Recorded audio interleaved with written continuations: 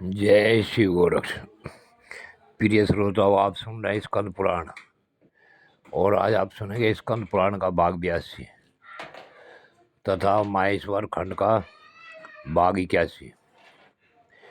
पिछले भाग में आपने सुना कि भगवान विष्णु ने भगवान शिव की अनेकों प्रकार से प्रार्थना उपासना की।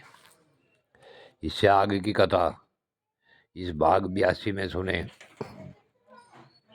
मार्कंडेय मुनि जी ने पूछा कि ये भगवान महादेवी गौरी ने अरुणाचल तीर्थ में किस प्रकार तपस्या की है, यह भी हमें बतलाइए। तब नंदिकेश्वर जी ने कहा कि हे महामते मार्कंडेय जी, मुझे जैसा मालूम है वैसा बता रहा हूँ, तुम सावधान होकर सुनो।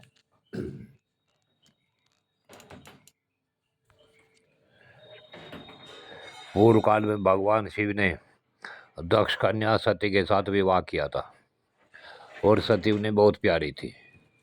फिर जब उनके पिता दक्ष प्रजापति ने उन्हीं के पति भगवान शंकर से द्रोह किया, तब सती ने किस प्रकार क्रोध में आकर योग शक्ति से अपने शरीर का त्याग कर दिया यह बात तो सभी जानते ही हैं।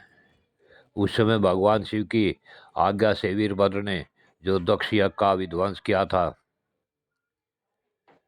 वह भी तुम्हें ज्ञात है। तदंतर देवी सती ने पुनः गिरिराज हिमवान के घर में जन्म लिया। उस समय उनका नाम उमा और पार्वती पड़ा। कुछ समय बाद देवी पार्वती स्थाणु वन में भगवान शिव की एकांत सेवा करने लगी, परंतु महादेव जी ने उनकी ओर रुचि नहीं की और कामदेव को कालाग्नि से भस्म कर दिया। तब अपने प्रियगणों के साथ कहीं एकांतवास करने वाले जितेंद्रिय महादेव जी को गौरी देवी ने वनवासिनी और तपस्या के द्वारा संतुष्ट किया। तत्पश्चात उनके साथ विवाह करके महादेव जी ने उमा के साथ एकांत में प्रसन्नता पूर्वक रमण किया। उन्हीं दिनों शुंभ और निशुंभ नामक दो दैत्यों ने ब्रह्मा जी से वरदान प्राप्त किया कि देवता, दानव और मनुष्यों में किसी भी पुरुष से मेरी मृत्यु न हो। उनके इस वचन को सुनकर सब देवता थर्रा उठे। तब विष्णु आदि ने महादेव जी से प्रार्थना की। उनकी प्रार्थना सुनकर महादेव जी बोले, भय न करो, समयानुसार ऐसा प्रयत्न किया जाएगा जिससे वे दोनों दानव मारे जाएं। ये कहकर भगवान शिव ने देवताओं को विदा कर दिया और स्वयं पार्वती देवी के साथ प्रसन्न पूर्वक रहने लगे। पार्वती जी का रंग सांवला था। उन्होंने शंकर जी की प्रसन्नता के लिए अपनी उस काली चमड़ी को उतार फेंका। जहाँ वह चमड़ी फेंकी गई वहाँ महाकाली प्रपात नामक उत्तम क्षेत्र बन गया और काली कौशिकी नाम से प्रसिद्ध हो विंध्याचल पर्वत पर रहकर तपस्या करने लगी। वहीं उन्होंने अपने प्रति आसक्त होने वाले शुंभ निशुंभ नामक दोनों महादैत्यों को मार डाला।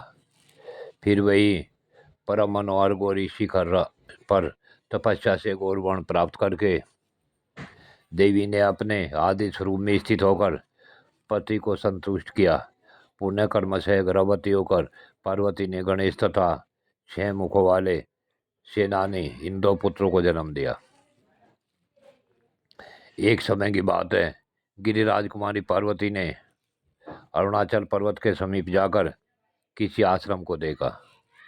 वहाँ कौवे और उल्लू, सुक और स्वेन, बाज, मृग और व्याघ्र, हाथी और सिंह, मोर तथा सर्प, चूहे तथा बिल्लियों ने परस्पर मित्रता स्थापित कर दी थी।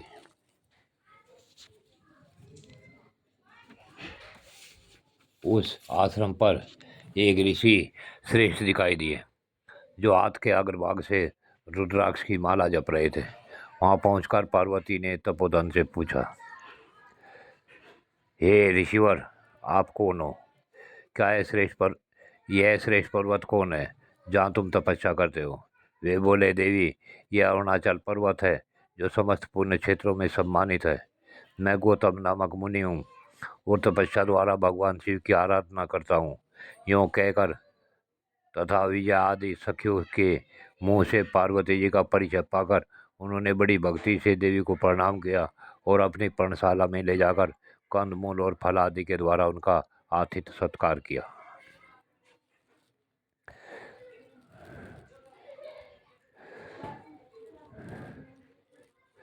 तब ऋषि जी ने बताया कि मैं यही भगवान त्रिलोचन की स्थापना करके पवित्र चित्त से तपस्या के द्वारा यथाशक्ति उनकी आराधना करता हूँ। हे देवी, मेरे आश्रम के समीप यह बड़ा भारी पुण्य क्षेत्र है। यहाँ आश्रम बनाइए और चिरकाल तक तपस्या कीजिए। मुनि के इस प्रकार आदेश देने पर पार्वती ने आश्रम बनाना स्वीकार किया। उमा ने सुभगा और धुंधुमारी को पूर्व और दिशाओं में स्थापित किया। फिर संपूर्ण तपोवन की रक्षा करने के लिए उन्होंने उन दुर्गा जी को आदेश दिया जिनका पर्यटन कभी प्रतिहत नहीं होता। उन्होंने कुश और बिल्वपत्र तोड़े तथा सवेरे पवित्र नदी में स्नान करके रक्त चंदन मिश्रित जल और फूल से सूर्य नारायण को विधि पूर्वक अर्घ्य दिया। उसके बाद प्रदक्षिणा करके सैकड़ों बार प्रणाम किया। फिर स्वयं ही शास्त्रोक्त विधि से शिवलिंग की स्थापना करके उसने उनकी विधिवत पूजा की। इस प्रकार एक दिन का पूजन पूर्ण करके प्रतिदिन वे इसी प्रकार प्रदक्षिणा और प्रणाम आदि के सहित शिव जी की पूजा करने लगे। उन्होंने दीर्घकाल तक तपस्या की। इसी बीच में देवताओं की अवहेलना तथा इंद्र के वैभव का विध्वंस करने वाले महिषासुर ने कहीं से यह सुनकर कि अरुणाचल में पार्वती रहती है, उन्हें देखने के लिए किसी दूती को भेजा। उनकी भेजी हुई दूती तपस्विन का रूप धारण करके पार्वती जी के पास आई और बोली,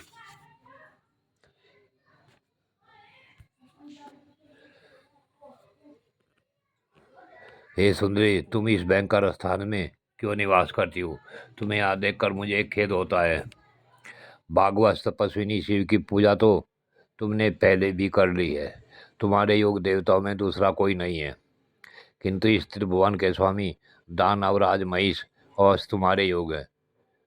सुभ्रू, यदि तुम उन्हें देख लोगी तो क्षण भर में इस तपस्या का त्याग कर दोगी। ये सबके स्वामी महाराज महिषासुर तुम्हें यहाँ आई हुई सुनकर काम वेदना से व्याकुल हो उठे हैं। उन्होंने तुम्हें बुला लाने के लिए मुझ दूती को यहाँ भेजा है। इस प्रकार जब वह दूती अत्यंत विरोध और अनाप शनाप वाक बोलने लगी, तब देवी पार्वती की मानसिक अवस्था को जानकर उनकी सखी विजया ने उसे आश्रम के से बाहर निकाल दिया। तब उसने अपना दैत्य प्रकट करके अत्यंत रोष के साथ पार्वती को ले जाने की प्रतिज्ञा की और घर जाकर महिषासुर को सब समाचारों से अवगत कराया। प्रिय श्रोताओं, आज की कथा यहीं पूर्ण होती है। आगे की बची हुई कथा अगले भाग में। जय शिव गुरु।